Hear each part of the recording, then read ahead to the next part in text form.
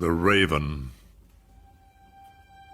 Once upon a midnight dreary, while I pondered, weak and weary, over many a quaint and curious volume of forgotten lore, while I nodded, nearly napping, suddenly there came a tapping, as of someone gently rapping at my chamber door. "'Tis some visitor," I muttered, tapping at my chamber door. Only this, and nothing more. Distinctly I remember it was in the bleak December, and each separate dying ember wrought its ghost upon the floor.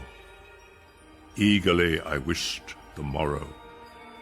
Vainly I had sought to borrow from my books surcease of sorrow, sorrow for the lost Lenore, for the rare and radiant maiden whom the angels named Lenore. Nameless here forevermore.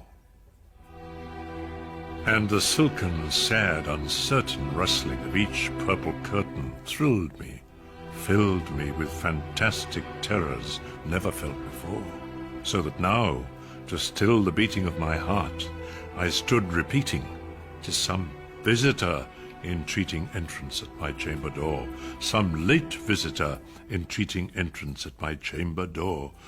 This it is, and nothing more." Presently my soul grew stronger. Hesitating then no longer, "Sir," said I, "or Madam, truly your forgiveness I implore, but the fact is I was napping, and so gently you came rapping, and so faintly you came tapping at my chamber door, that I scarce was sure I heard you. Here I opened wide the door."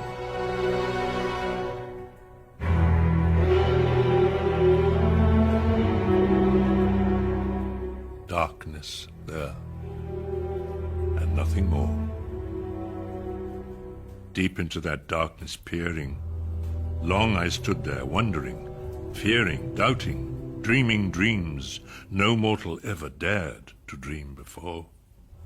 But the silence was unbroken, and the darkness gave no token, and the only word there spoken was the whispered word, "Lenore."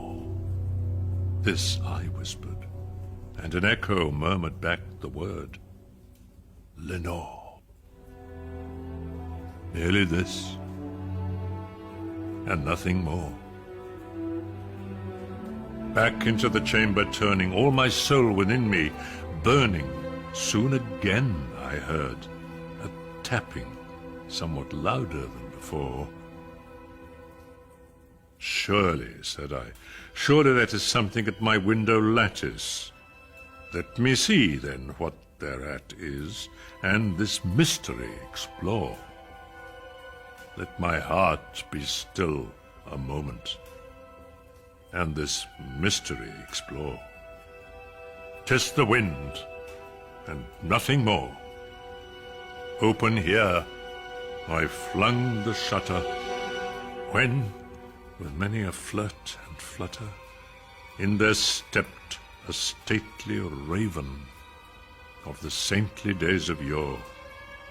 Not the least obeisance made he, not a minute stopped or stayed he, but with mien of lord or lady, perched above my chamber door, perched upon a bust of Pallas, just above my chamber door, perched and sat, and nothing more.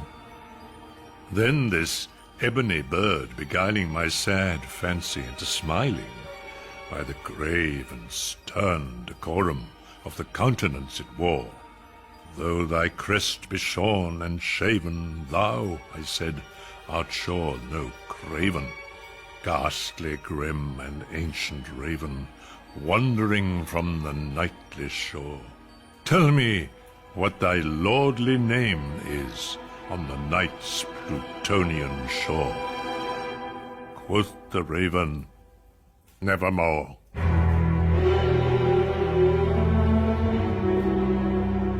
Much I marvelled this ungainly fowl to hear discourse so plainly, though its answer little meaning, little relevancy bore.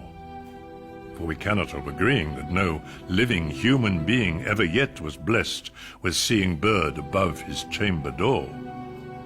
Bird or beast above the sculptured bust above his chamber door, with such name as Nevermore. But the raven, sitting lonely on the placid bust, spoke only that one word, as if his soul in that one word he did outpour. Nothing further then he uttered, not a feather then he fluttered. Still I scarcely more than muttered. Other friends have flown before. On the morrow will he leave me, as my hopes have flown before? Then the bird said, Nevermore.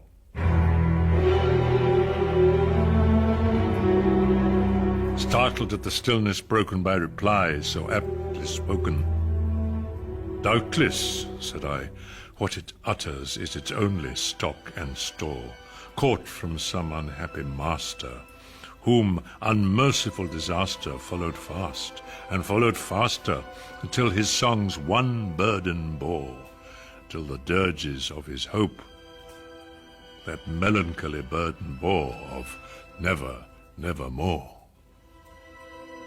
But the raven, still beguiling all my sad soul into smiling, straight I wheeled a cushioned seat in front of bird and bust and door. Then upon the velvet sinking, I betook myself to linking fancy unto fancy, thinking what this ominous bird of yore, what this grim, ungainly, gaunt, and ominous bird of yore meant in croaking Nevermore.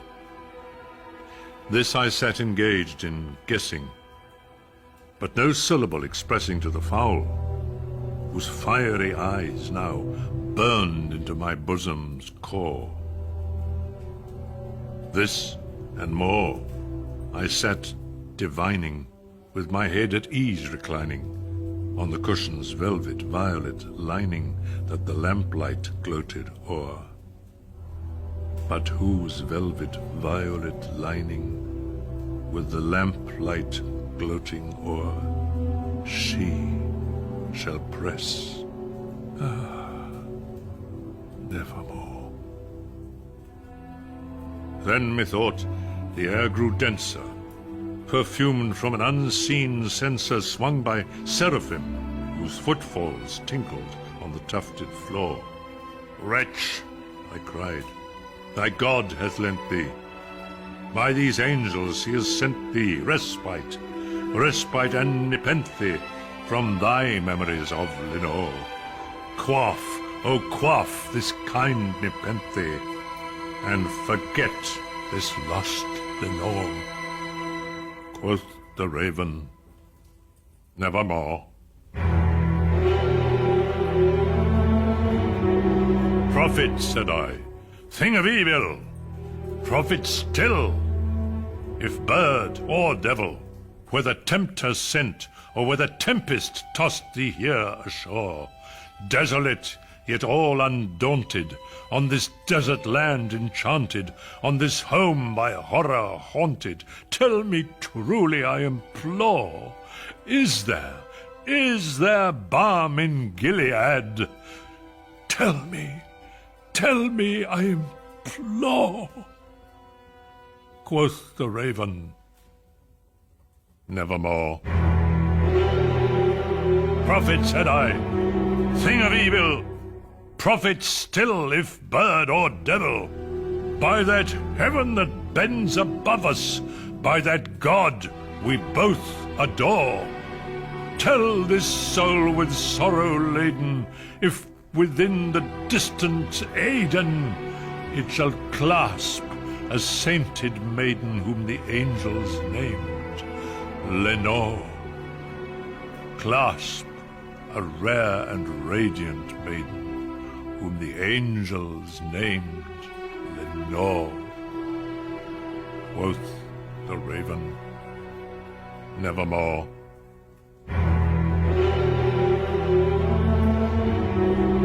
Be that word our sign of parting, bird or fiend. I shrieked, upstarting, get thee back into the tempest and the night's Plutonian shore. Leave no black plume as a token of that lie thy soul hath spoken. Leave my loneliness unbroken, quit the bust above my door. Take thy beak from out my heart, and take thy form from off my door. Quoth the raven, nevermore.